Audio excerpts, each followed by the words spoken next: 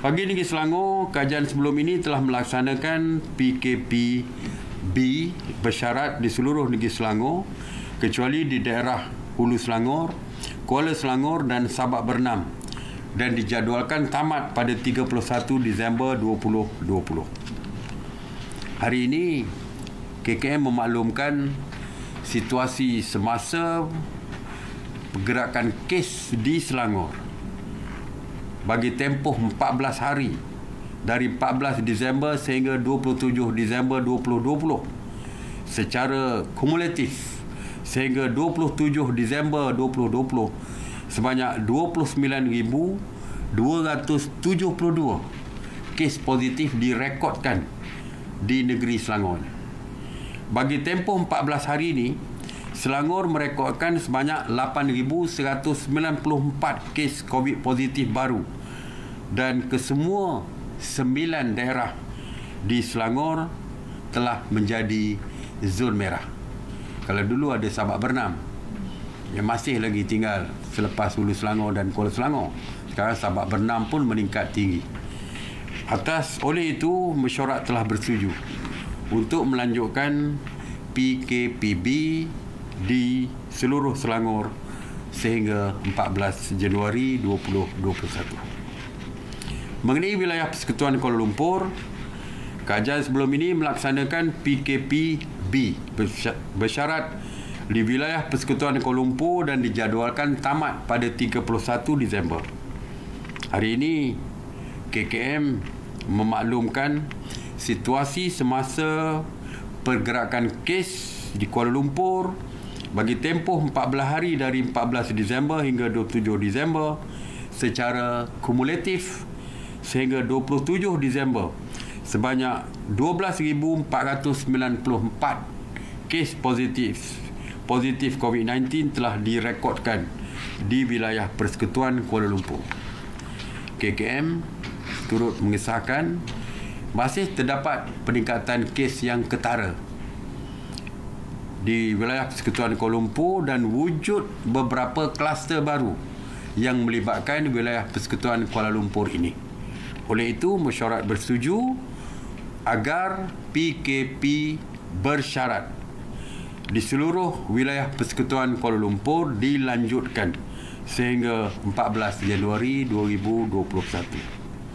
Untuk negeri Sabah, kerajaan sebelum ini melaksanakan PKPB di Sabah dan dijadualkan tamat pada 31 Disember ini. Hari ini KKM telah memaklumkan situasi semasa pergerakan kes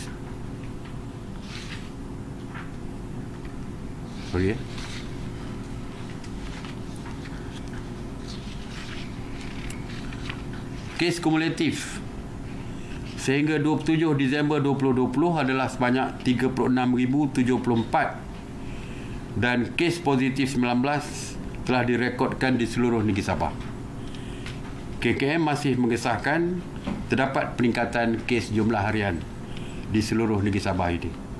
Oleh itu, mesyuarat bersetuju untuk melanjutkan lagi PKPB di seluruh negeri Sabah mulai 1 hingga 14 Disember, 1 Januari hingga 14 Januari 2021. Kerajaan sebelum ini telah melaksanakan PKPD di Kampung Dasar Baru dan Kampung Desa Bajau, Lahad Datu, Sabah bermula 2 Disember dan dijangka tamat pada 29 Disember.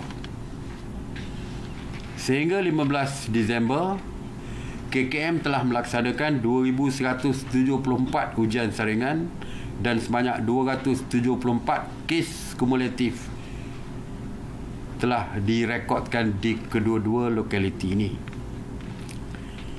Walau bagaimanapun, KKM mengesahkan baki dan kes positif di kedua-dua lokaliti ini menunjukkan tren penurunan dan terkawal. Oleh itu, mesyuarat bersetuju untuk menamakan PKPD di Kampung Dasar Baru dan Kampung Desa Bajau, Lahad Datu, Sabah pada 29 Disember 2020 iaitu besok seperti yang dijadualkan. MKN Sabah hari ini juga melaporkan situasi peningkatan kes positif di Kampung Paginatan dan Kampung Maringkan, Ranau, Sabah. Sehingga kini KKM telah melaksanakan 529 ujian saringan dan sebanyak 89 kes COVID positif telah direkodkan di kedua-dua lokaliti ini. Oleh itu, mesyuarat hari ini bersetuju untuk melaksanakan PKPD di Kampung Paginatan dan Kampung Maringkan, Ranau bermula pada 29 Disember sehingga 11 Januari 2021. Ini bagi memudahkan saringan dilakukan terhadap penduduk yang melibatkan 865 penduduk. PKPD, SOP PKPD di Sabah samalah dengan di tempat-tempat lain. Jadi saya tidak perlu mengulanginya, boleh rujuk kepada website MKN Sabah dan juga MKN. Jadi pada kesimpulannya, 3 negeri masih dilaksanakan PKPB di seluruh negeri, iaitu Selangor, wilayah Persekutuan Kuala Lumpur dan Sabah. Yang lain-lain di negeri lain beberapa daerah tertentu. Tapi di 3 negeri ini masih tetap sama seperti yang lepas.